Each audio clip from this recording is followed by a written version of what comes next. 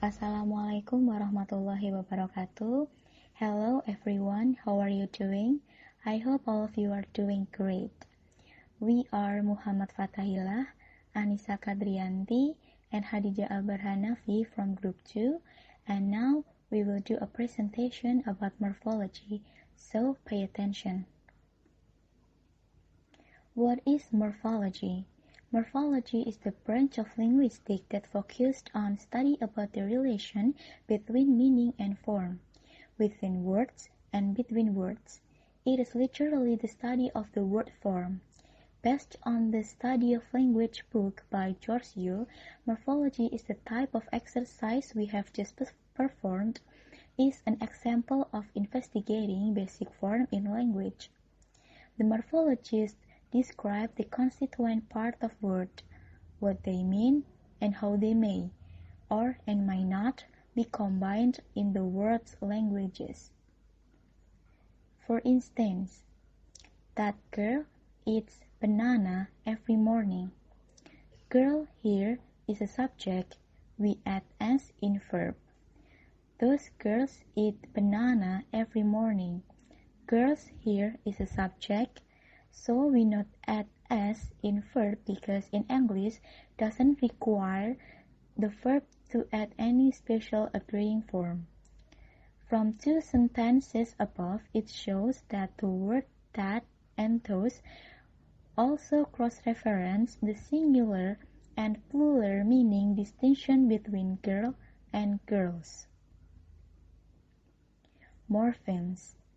Morphemes are smallest unit of language that combine both a form or what they sound and meaning or what they mean. Based on the book from George Yule entitled The Study of Language, morphemes are minimal unit of meaning of grammatical function. Examples: runs, runner, and running must consist one of element of run and a member of element as, and in. All of those elements are morphemes. Several kinds of morphemes. Free versus bound.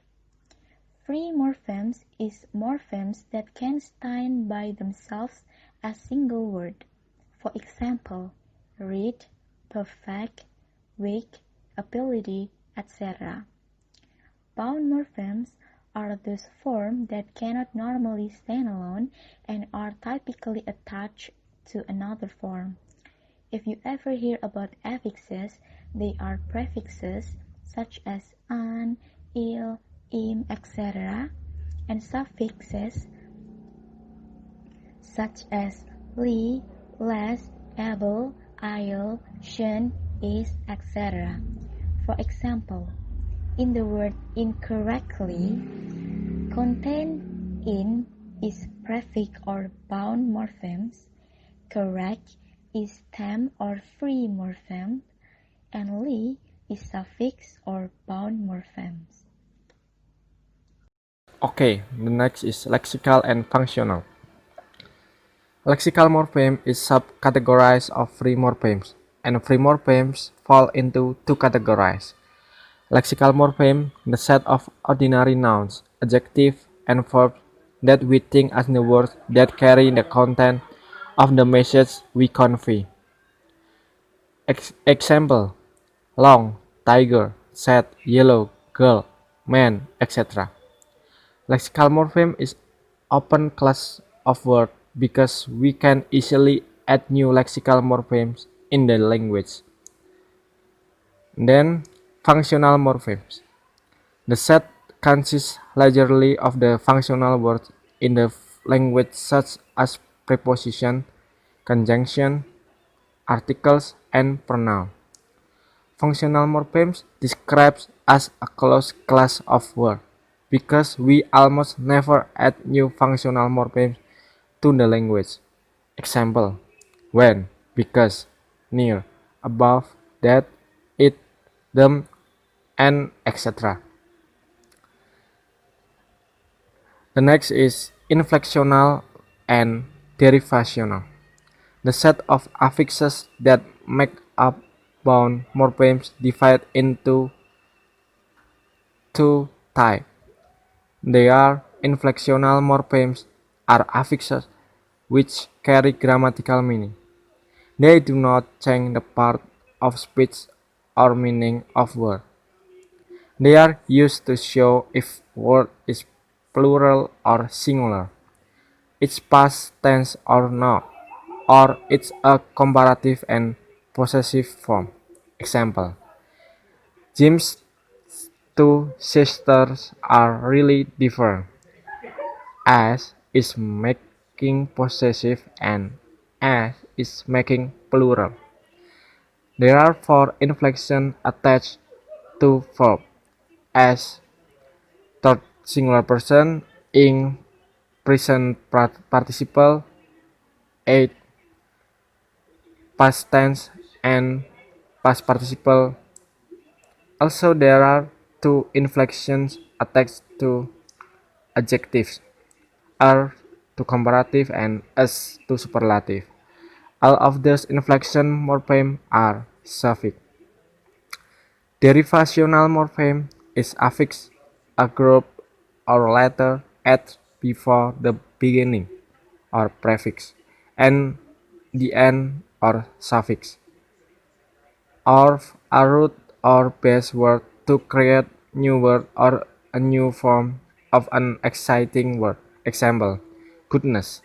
Let's change the adjective of this noun. Careful become an adjective word because it adds full. Several kind of morpheme. The last is morphs and allomorph. Morph. So we can propose morphs as the actual form used to realize morpheme.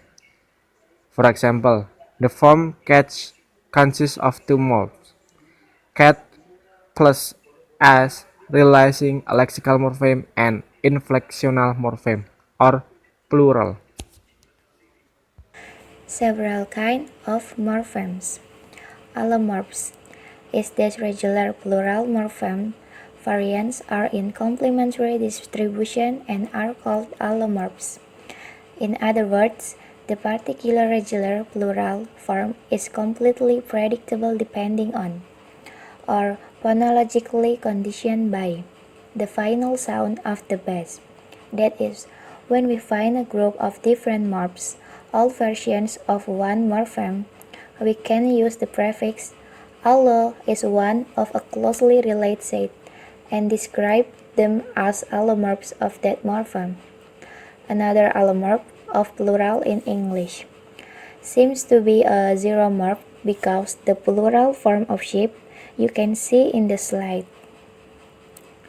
When we look at men plus plural, we have a vowel change as the morphs that produce the irregular plural form men. You can see the form in the slide. Some word formations. Affixation. The most common morphological process for modifying a root is by adding something to it. The process of affixation. An affix is a grammatical morpheme which, by definition, must be bound to a root or to another affix, which attach to the right or end of a base are called suffix. Affix which attach to the left or front of a base are called prefix. The complex English word uninterpretability, for example, consists of the root lexeme interpret, a prefix an, and the suffix able and ity. Compounding. Compounding is the concatenation of two or more lexemes to form a single new lexeme. Because compounding always results in the creation of a new lexeme, it is a good example of derivational process. Some English examples are shown below. First, greenhouse soy sauce. Man-made. Second, moonlight coast guard. Brown egg. Inflections. We observed earlier that morphological inflections add grammatical information to a lexeme. Depending on the particular syntactic requirements of a language. By syntactic requirements of a language, we mean context in which a particular language requires us to make such a contrastive distinctions. For examples, the presence of the quantifier to in the following English sentence creates a context in which the grammatical feature, or plural, must be released on any noun.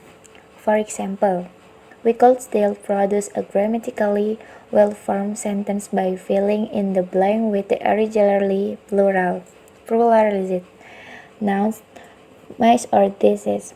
In other words, as long as the noun is plural, the syntax doesn't care which particular form is chosen. That's all. Thank you for your attention. Wassalamualaikum warahmatullahi wabarakatuh.